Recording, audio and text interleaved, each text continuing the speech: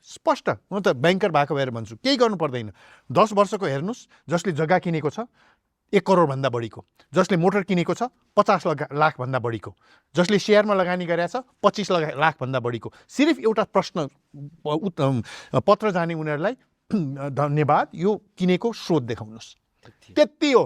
अख्तियारमा नजाने, यसमा नजाने, त्यो लम्बाइ हो, त्यो चाहिँ यहाँले भने जस्तो लम्बाउने मात्रै हो, त्यो खाने भाँडो, रेन्ट सिकिङ। कारबाही गर्ने हो भने त्यति सोध्नुहोस्। अनिलजी तपाईँले 10 करोड रुपियाँको फ्ल्याट किन्नु भएको रहेछ, स्रोत देखाउनुहोस्। स्रोत देखाए पनि बधाई छ, देखाउनु सक्नु भएन फ्ल्याट पनि जान्छ, तपाईँ पनि जानुहुन्छ। एउटा त्यो।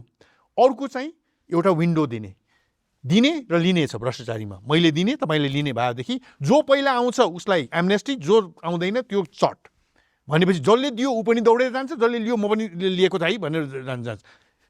बाधा अडचन खोल्ने हो भने धेरै ऊ छ, तर मलाई डर छ हामी नेपालीमा त्यो छ त?